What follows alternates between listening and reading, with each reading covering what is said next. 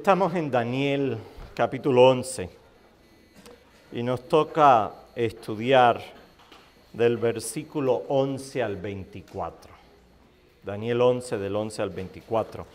Yo he titulado esta charla La lucha entre el rey del norte y el rey del sur. Y hay quien se pregunta, ¿por qué está esto en la Biblia? Hay varias razones. La primera y la más importante, hermanos, es para poder mostrar el tiempo en el cual Jesús el Cristo sería crucificado. Aquí en Daniel capítulo 11 llegamos al momento del rey que tenía que estar como emperador cuando Jesús fuese crucificado en la cruz. Número 2, estos versículos hasta la llegada de Augusto César, en la lucha entre el rey del norte y el rey del sur, los judíos tienen un nombre especial, le llaman la etapa silente. Apúntenlo, la etapa silente, de silencio.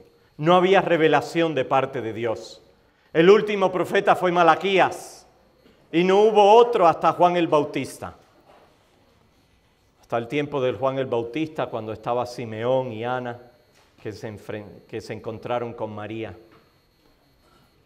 Y en ese tiempo de silencio, sin revelación divina, los judíos escribieron los libros apócrifos. Había una pregunta que me pasó el pastor Fisicaro, ¿por qué algunas Biblias tienen Daniel 13 y Daniel 14?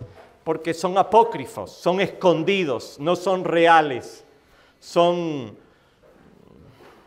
escritos históricos, leyendas, fábulas que fueron añadidas a la Biblia. No tienen validez con el canon bíblico. Pero ahora vamos a resaltar por qué el pueblo de Dios no tuvo profeta, por qué el pueblo de Dios no tuvo revelación en esos 400 años. Sencillamente porque estaba envuelta en la política, estaba envuelta en la guerra, iban a pelear, se ponían a veces de parte del rey del norte, a veces se ponían de parte del rey del sur, se dividían entre ellos, habían contiendas entre los descendientes de los macabeos. No había unidad en Israel. ¿Cómo Dios iba a enviar un profeta?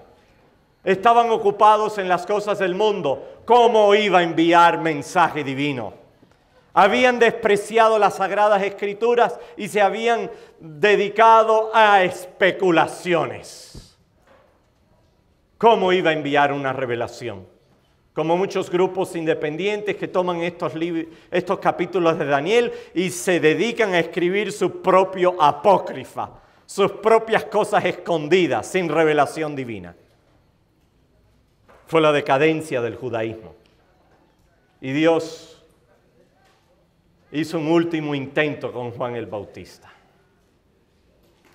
y con nuestro Señor Jesús. En el capítulo 11, hasta el versículo 14, nuestra enseñanza es igual que la de los judíos. Le he pedido al pastor Fisicaro que me ayude para aquellos que están tomando notas. Así que del versículo 1 hasta el versículo 14, seguimos la interpretación judía. Del 1 al 14, la interpretación judía es casi igual que la nuestra.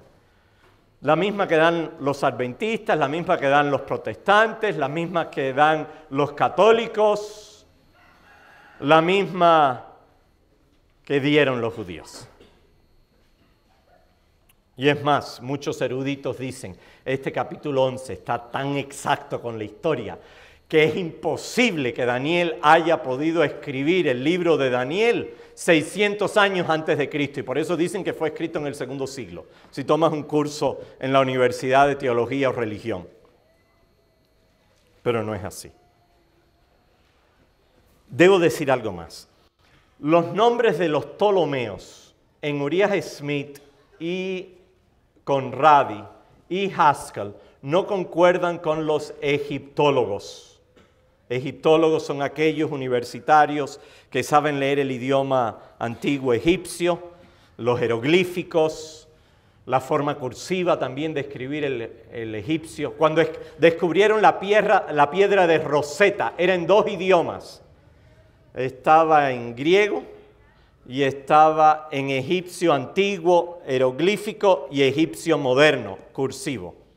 Los cópticos cristianos siguen hablando el egipcio antiguo, el egipcio de los faraones, los cópticos. Y cuando los egiptólogos desean entender los jeroglíficos, tienen que, con las pronunciaciones, lo comparan a cómo se habla el cóptico hoy.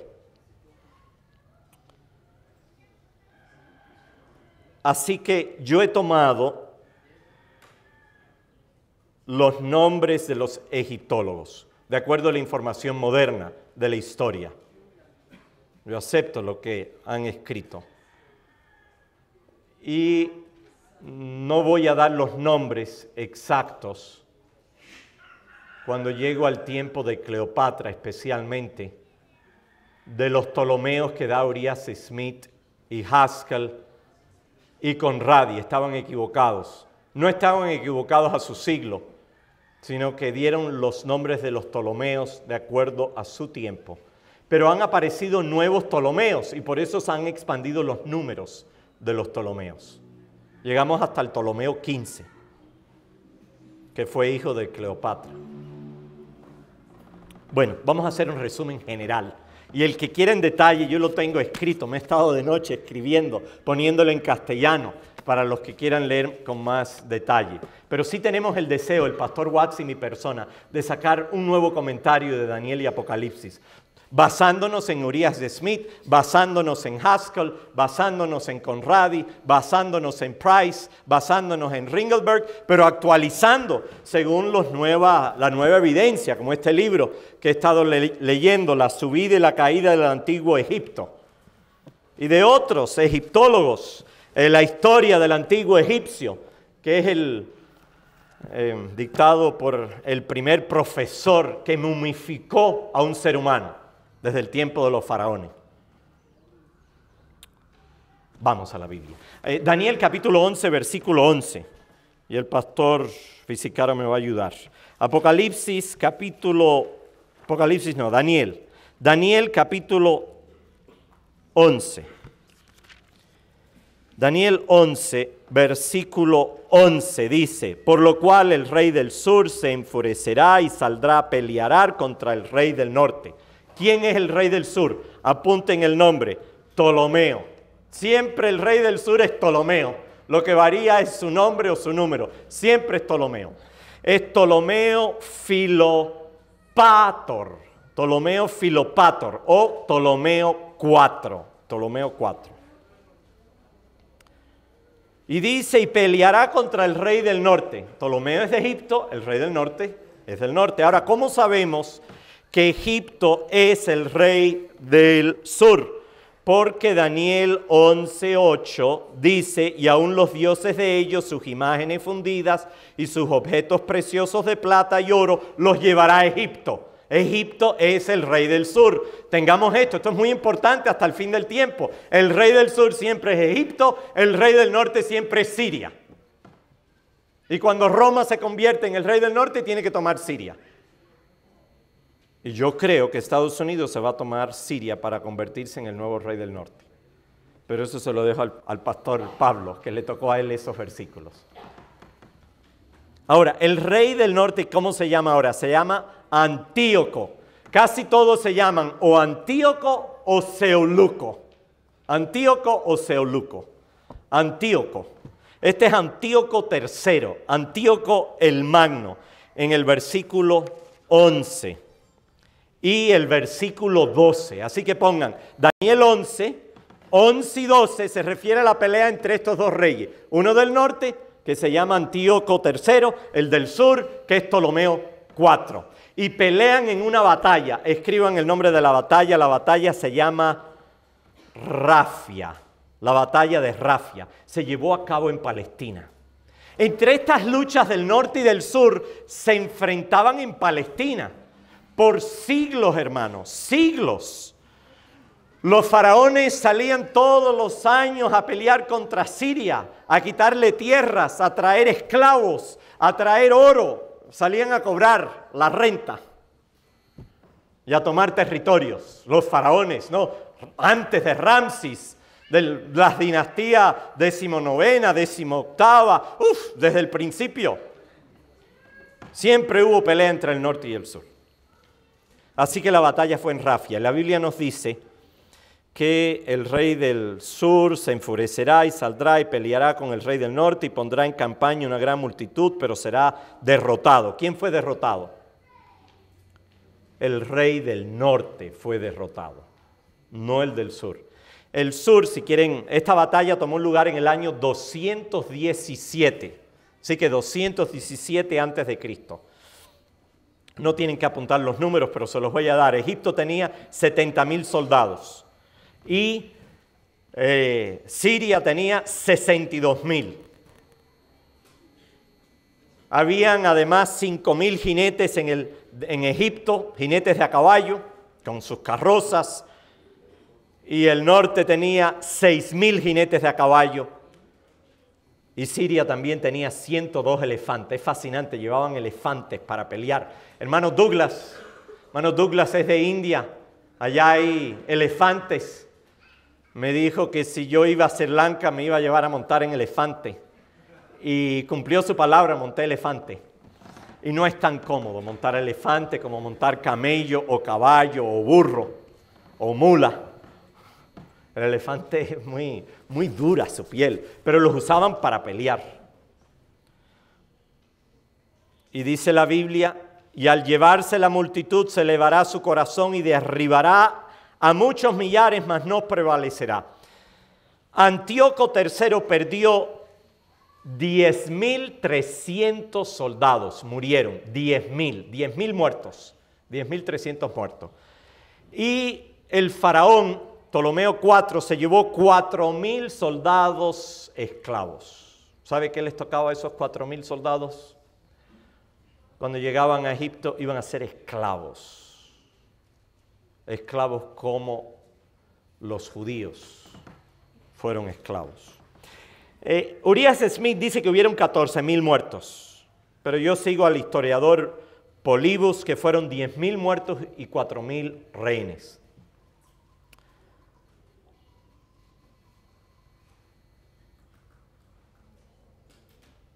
Y dice, y al llevarse la multitud se elevará su corazón y derribará a muchos millares, mas no prevalecerá. Eso se refiere a Ptolomeo IV. Ptolomeo IV, al ganar la guerra en Palestina, se va a Jerusalén a celebrar y quiere entrar en el lugar del templo y quiere entrar en el lugar santísimo. Los sacerdotes, los levitas, se lo impiden. Tú no puedes entrar ahí. Tú vas a ser maldito. Y a él no le gustó, pero no entró. Fue más sabio que Pompeyo. Y se regresó a Egipto. Al regresar a Egipto, estuvo 12 años de paz con el rey del norte. Pero ¿sabe qué hizo en Egipto? Mató, según Eusebio, Ptolomeo asesinó a 40,000 judíos que se levantaron en guerra. Jerónimo dice que el faraón mató a 60,000. Así que mató a muchos judíos, de 40 a 60,000. Vamos al siguiente versículo. Versículo 13. El versículo 13 todavía es Antíoco III. Antíoco III dedica esos 12 años de paz para hacerse más fuerte porque perdió. Ptolomeo podía haberlo asesinado, podía haber acabado con él, pero no lo hizo. Dejó que se fuera libre. Y Antíoco ahora iba a hacer guerra al este y fue a India y esta vez se trajo 151 elefantes. Digo, ahora sí, tengo 151 elefantes. Y estando por allá por Babilonia, le llega la noticia en el año 204 que su antiguo enemigo, Ptolomeo IV, ha muerto. Y él dice, esta es mi oportunidad. ¿Saben quién había quedado de rey? Vamos a poner ahí su nombre en el versículo 13. Ptolomeo, ¿qué sigue después de Ptolomeo 4? Ptolomeo 5, ¿correcto? Tienen la onda. Ptolomeo 5 queda de rey y tiene 5 años. Ptolomeo 5 tiene 5 años de edad. Y Antíoco dice, el Magno, esta es mi oportunidad, voy a atacar con estos 151 elefantes. Y comienza a quitarle tierras al rey del sur. El versículo 14. Aquí cambiamos nuestra interpretación con los judíos, cambiamos nuestra interpretación con los protestantes y los católicos y tenemos una interpretación adventista. El versículo 14 es Roma. Roma entra en el retrato. Los hombres turbulentos, bueno, ellos quieren decir que son los hijos de Tobías, que se unieron a los sirios para atacar a los egipcios, eran un grupo de terroristas como los celotes en tiempo de Cristo, pero yo prefiero la interpretación que los hijos turbulentos de tu pueblo no es que son judíos, son los hijos de Roma, los hijos de Romus y Rómulos, que ahora dedican su tiempo a atacar, a subyugar y a derramar la sangre del pueblo de Dios. No solo de los judíos, sino de los cristianos. Roma en su fase pagana, entra en el retrato en el versículo 14. ¿Y por qué entra en el retrato? Porque la capital de Egipto en este entonces estaba en Alejandría. Y los alejandrinos estaban muy preocupados. El que estaba de tutor de Ptolomeo V estaba equivocándose y lo mataron. Lo mataron a él, mataron a su hermana, mataron a su madre y enviaron una delegación a Roma. Y le pidieron al Senado romano, ven y ayúdanos, protege a Egipto, nuestro faraón es chiquito y ustedes deben ayudarnos, somos hermanos. Y el Senado dice que sí. El Senado dice que sí. El año es el año 200. Vamos a poner el año 200 aquí. Que envían esta delegación. Porque Antíoco el Magno se une a Filipo también el quinto. Filipo el quinto de Macedonia. Porque dice que se iban a unir mucho. Se unen, hacen una confederación y se preparan para tomar a Egipto. Y Roma entonces les envía un mensaje. Si ustedes se atreven a entrar en Egipto, Roma los destruirá.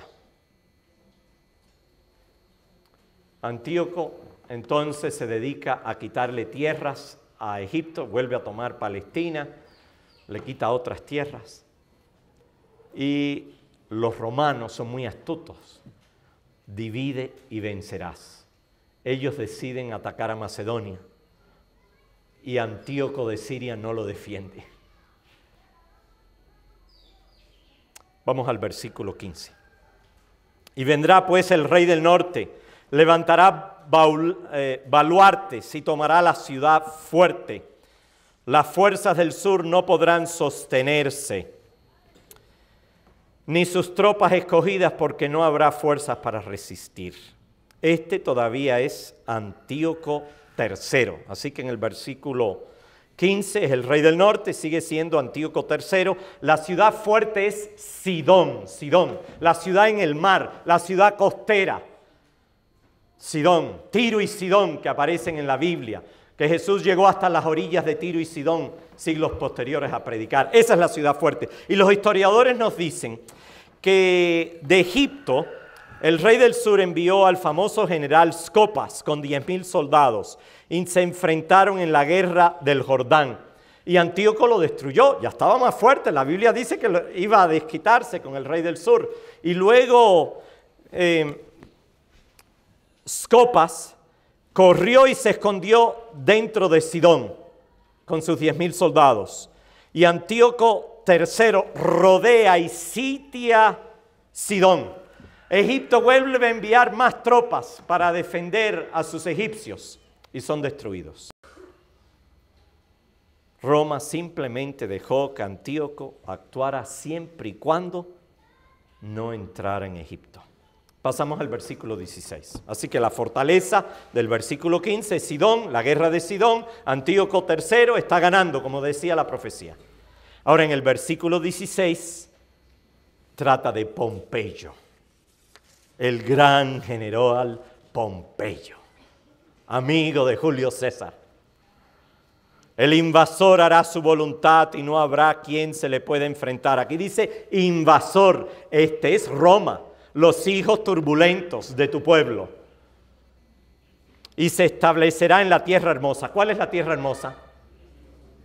Sí, Salmo 48:2. Hermosa en su altura, el gozo de toda la tierra, es el monte de Sión. Al lado norte, la ciudad del gran rey. Jeremías decía, yo mismo dije, con qué alegría os pondré por hijos y os daré tierra deseable, la más hermosa herencia entre todas las naciones. Jeremías capítulo 3, versículos 19 y 20. Y así prevaricasteis contra mí, oh casa de Israel.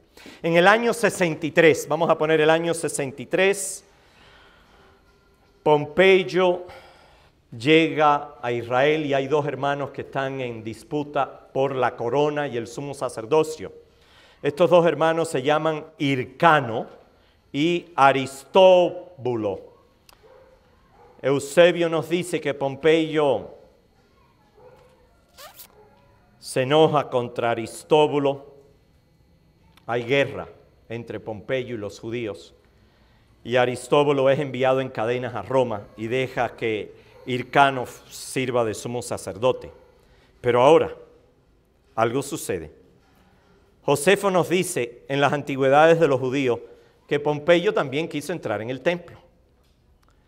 Y quería entrar en el lugar santo y los sacerdotes le dijeron, no, no entres. ¿Tú no eres sacerdote? Quizás le citaron el ejemplo de Usa, se llamaba aquel rey que quiso presentar incienso y le salió lepra.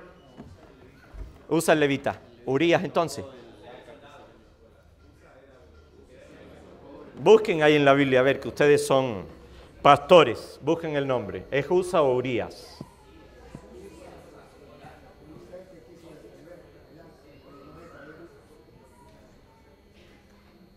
Hubo un rey en Judea que quiso ofrecer incienso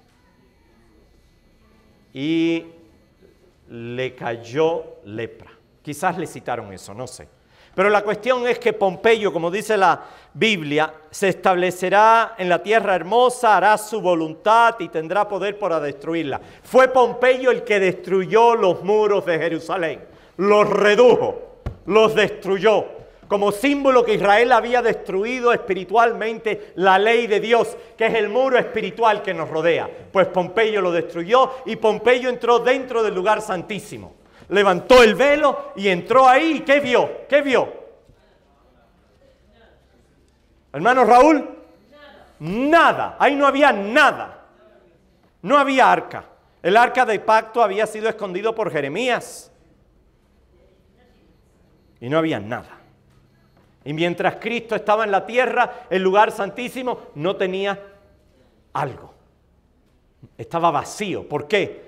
Porque la gloria de Dios es el Señor Jesús. Y aquel verbo fue hecho carne y habitó entre nosotros y vimos su gloria como la del unigénito Hijo de Dios. Jesús es la gloria de Dios. ¿Cómo iba a haber un arca con la gloria de Dios, la presencia de Dios, si la presencia de Dios estaba en Jesús? Amén. Así que Dios había preparado todo. Bueno, Pompeyo iba a pagar por eso. Le iban a cortar la cabeza luego en Egipto. Murió, le cayó la maldición por atreverse a entrar en el lugar santísimo, aún siendo gentil. Sí, pregunta. ¿Cuál es el nombre? Usías, gracias. No es ni Usa ni Urías, sino Usías, gracias. Yo lo voy a poner en mis notas. Usías.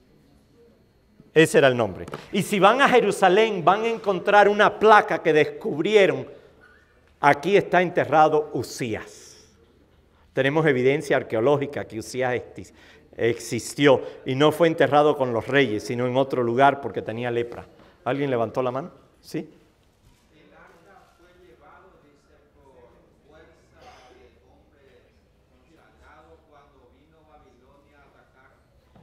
Así es. Jeremías mandó a esconderlo porque no quería que cayera en manos de los caldeos.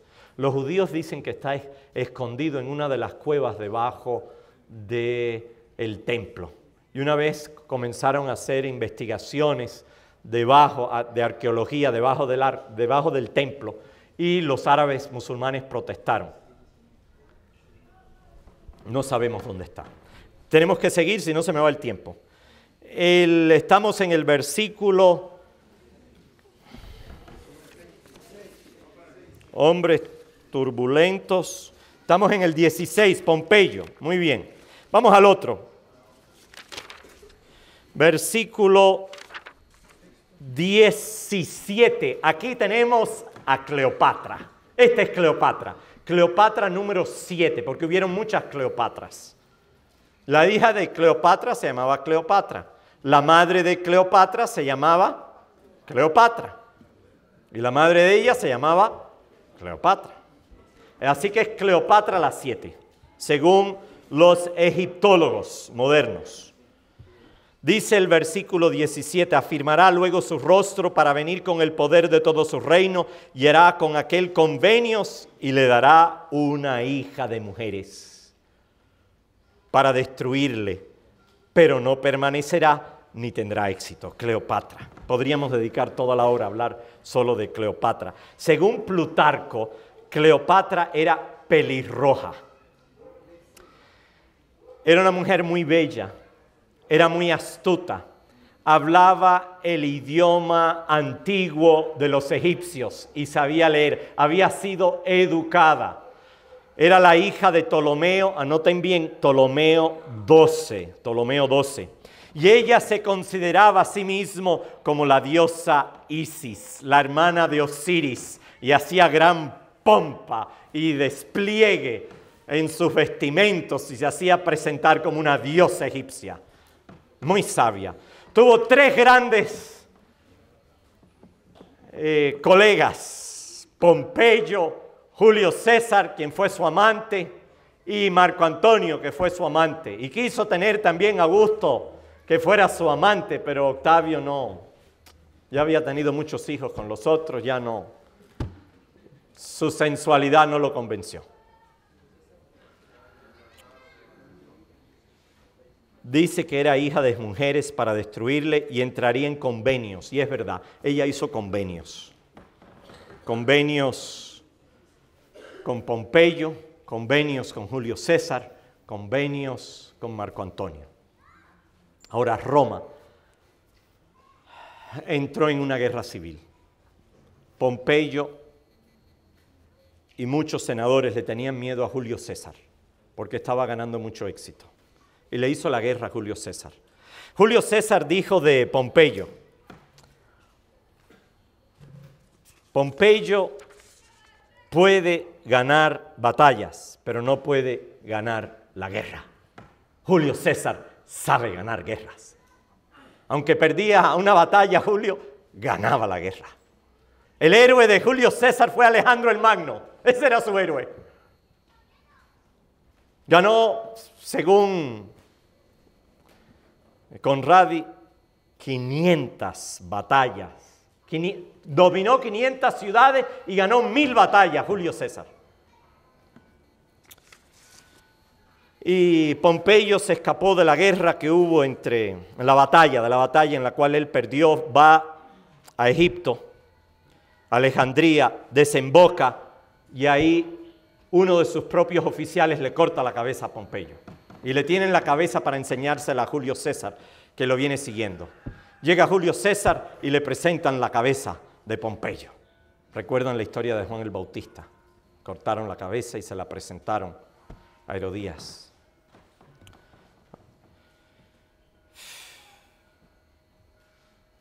Julio César entonces llama a Ptolomeo III, porque Ptolomeo XII ha muerto. Y antes de morir dejó en su testamento que al morir él, Roma debía servir de tutela de Cleopatra y de su hermano menor, Ptolomeo XIII. Y según la costumbre egipcia, los hermanos tenían que casarse.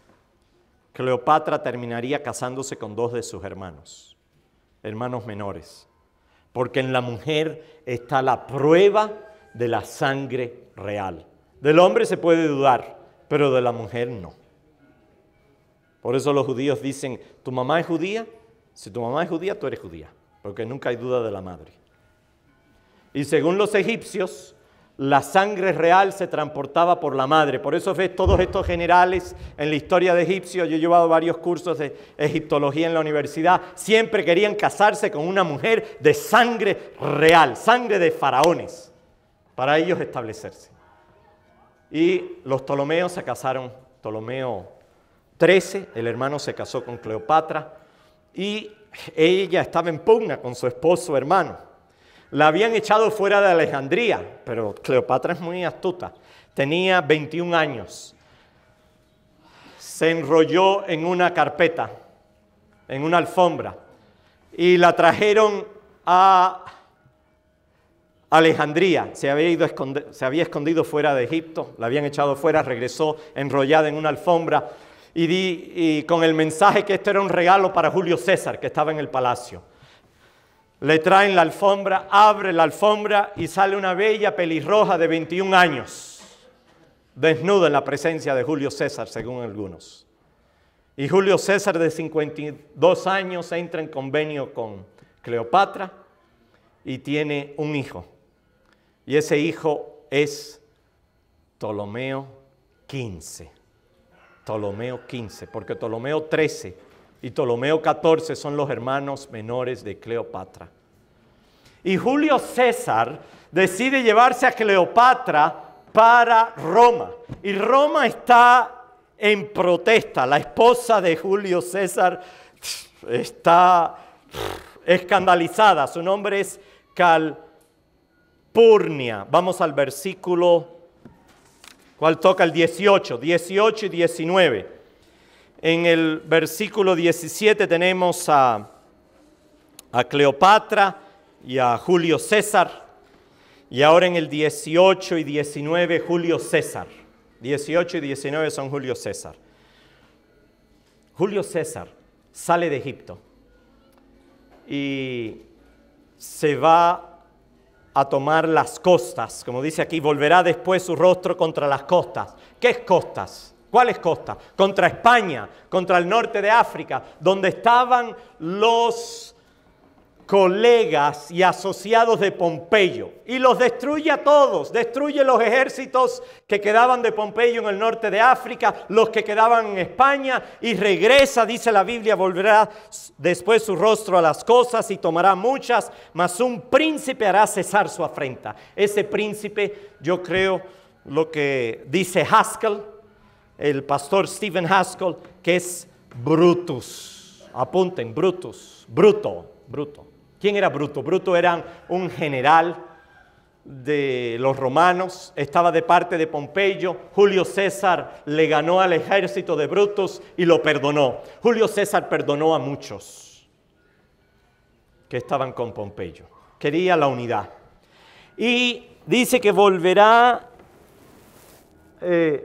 pues su rostro a las costas, tomará muchas, mas un príncipe hará cesar su afrenta y aún hará volver sobre él su oprobio. Luego volverá su rostro a las fortalezas de su tierra. Las fortalezas de su tierra son Roma. Volvió a Roma Julio César, pero no solo, trajo a Cleopatra con su hijo, que se llamó Ptolomeo Cesarión, Ptolomeo XV, y le dio su villa a vivir. Y entonces preparó una propuesta para ser presentado al Senado, que quería que Roma tuviera 2 capitales, Alejandría y Roma, y quería permiso para 2 matrimonios. ¿Cómo le llamamos cuando alguien tiene 2 esposas? Bigamia. Tenía una propuesta de bigamia.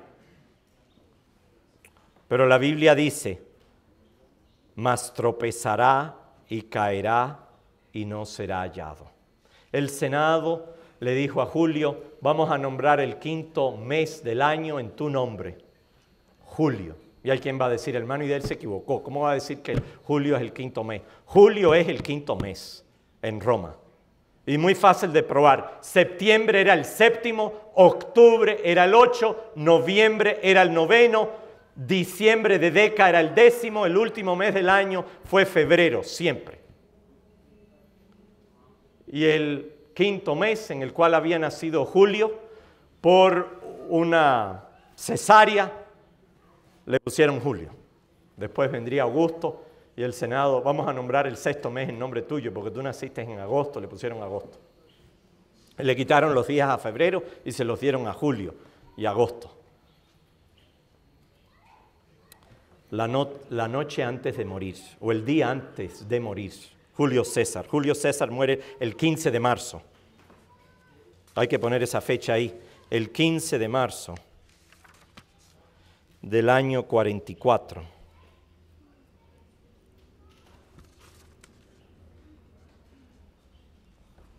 Le preguntan a Julio César, ¿cuál es la mejor muerte para sufrir? Y César responde, una rápida. Al siguiente día va a entrar en el Senado con su toga y se le acerca Brutus y se le acercan otros senadores a saludarlo. Sacan puñales y le dan 23 puñalazos. William Shakespeare en su famosa novela Julio César, las últimas palabras de César eran, según Shakespeare, ¿no? Brutus, y tú también. Se enrolla Julio y tropieza, se cae frente de la estatua de Pompeyo. Qué triste. Versículo 20, vamos al 20. Y termino rápidamente el resto. Y se levantará en su lugar uno que se hará pasar por cobrador de tributos. ¿Quién siguió a Julio César?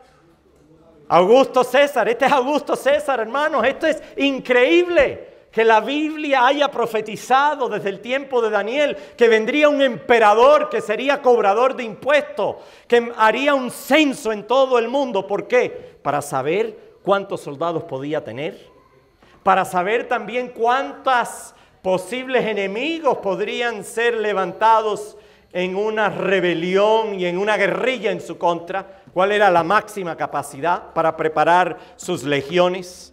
Y para cobrar dinero, hermano Johnny. Augusto César entra en la escena. Lucas capítulo 2, versículo 1. En esos días Augusto César ordenó levantar un censo en todo el mundo. Y se han encontrado papiros de censos. Un papiros del emperador Trajano, que fue descubierto en Egipto. Y era dictado por el gobernador. Y si van al Museo Británico lo pueden ver. Yo lo vi y tengo copia de él aquí que he traído. De ese censo. Había que regresar al país natal de tus antepasados. Para la gloria del reino. Se cerraron las puertas de Marte, de Janus, del Dios de la guerra en Roma, y fue el tiempo de gloria de Roma. El siguiente, vamos al otro. Versículos 21 y 22, Tiberio César. 21 y 22, Tiberio César. Y les sucederá en su lugar un hombre despreciable, el cual no darán la honra del reino, pero vendrá sin aviso y tomará el reino con halagos. Las fuerzas enemigas serán barridas delante de él como inundación de agua, serán del todo destruidos juntos con el príncipe del pacto. Llegamos, tenemos que poner ahí una cruz. Es en el tiempo de Tiberio César que nace Cristo. Tiberio César no fue el que Augusto César quería poner.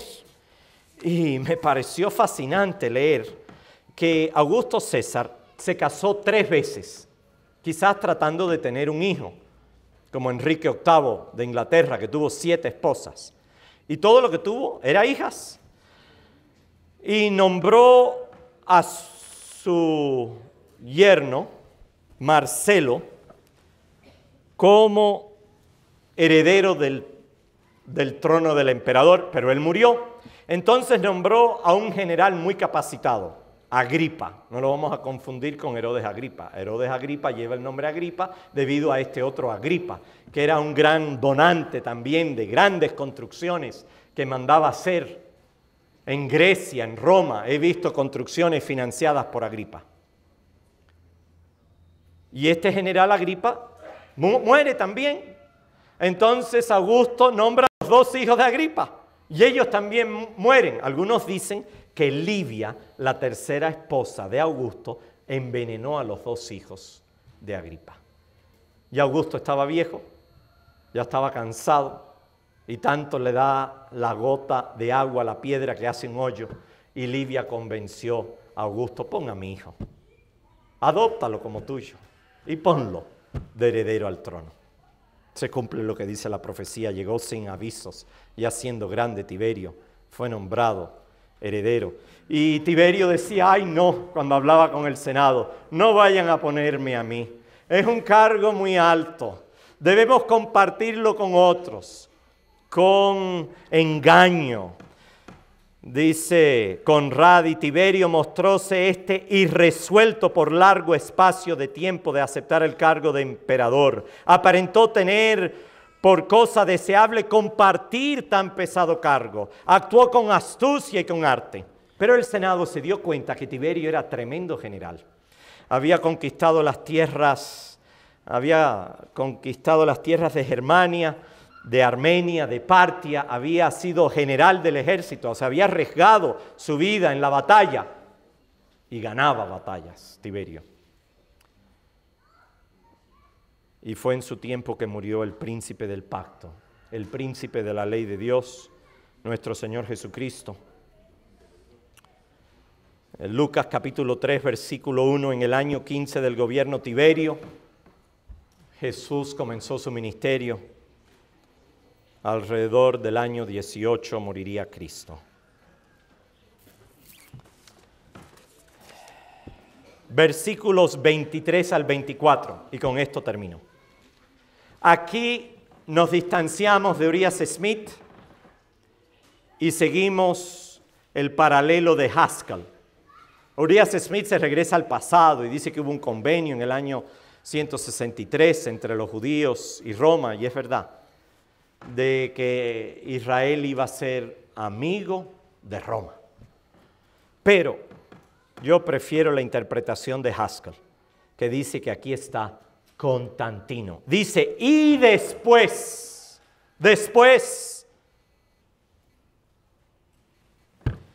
del pacto con él engañará y subirá y saldrá vencedor con poca gente. Este es Constantino.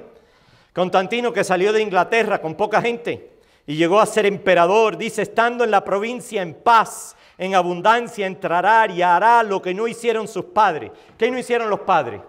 Ningún padre se convirtió al cristianismo. Él se convirtió al cristianismo. Ningún padre había convertido las iglesias paganas en iglesias cristianas. Ningún emperador antes de él le dio salario a los obispos cristianos. Fue Constantino. Oigan bien, deben anotar todas las cosas que hizo Constantino. Él fue el que puso a todos los pastores, los obispos, como asalariados del Estado. Ya ustedes no se tienen que preocupar.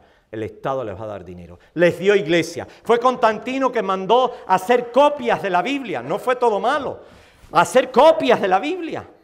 Dice que autorizó 50 copias. Algunos piensan que uno de los grandes códigos, el código siniático, quizás es de una de esas 50 copias que habla Eusebio. Constantino también dice el pacto. ¿Qué pacto hizo?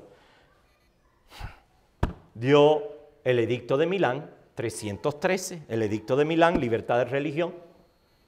Dice que tuvo una visión, vio la cruz sobre el sol. Yo estuve aquí en Xochicalco y vimos en una piedra el sol y la cruz de los indígenas aquí, la cruz sobre el sol.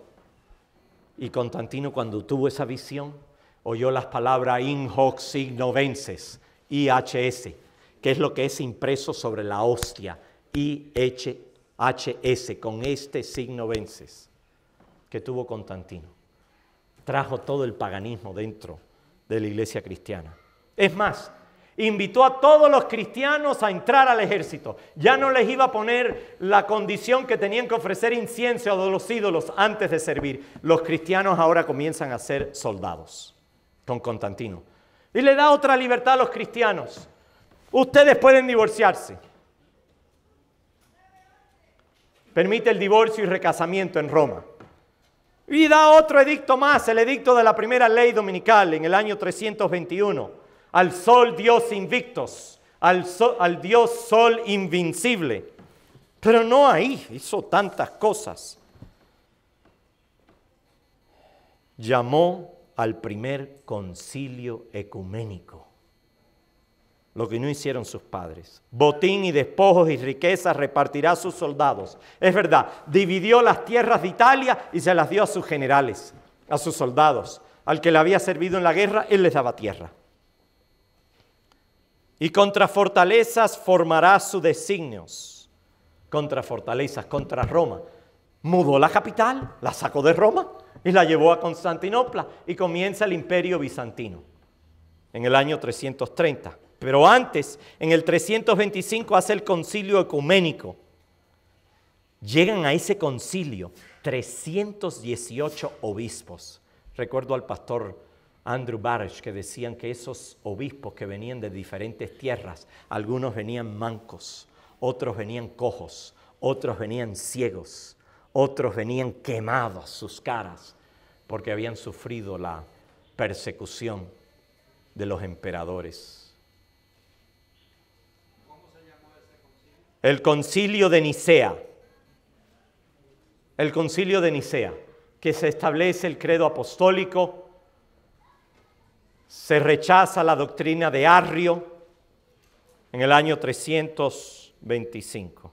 Llegan 318 obispos, 2048 eclesiásticos. O sea que eran casi 2500 personas reunidas. ¿Y quién dirigió el concilio? ¿No fue el Papa? No. Fue Constantino. Constantino llamó el concilio, Constantino decidió, aceptó la decisión de todos de que Arrio estaba equivocado, pero en su corazón él seguía siendo arriano.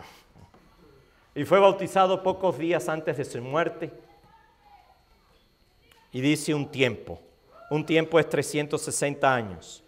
Desde la conquista de Octavio en el año 30 hasta el año 330, van 360 años. 30 años antes de Cristo, 330 años después de Cristo, son 360 años. Esa es la enseñanza clásica adventista. Quizás con más tiempo podríamos considerar otra explicación. Muchas gracias, que el Señor les bendiga, hermanos. Y sintámonos contentos que la Biblia ha dado tantas evidencias de tantos reyes que debían venir hasta el príncipe del pacto, y que Jesús sufrió en el tiempo de Tiberio, que mandó a matar mucha gente. El que se oponía le cortaba la cabeza o era desterrado, y lo vemos con Cristo, que fue crucificado en la cruz por tus pecados y los míos. No es en vano que esto está escrito, es para darle validez a la palabra de Dios. Si los personajes, los eventos y los lugares son reales, también son las profecías del porvenir. El Señor les acompañe. Amén.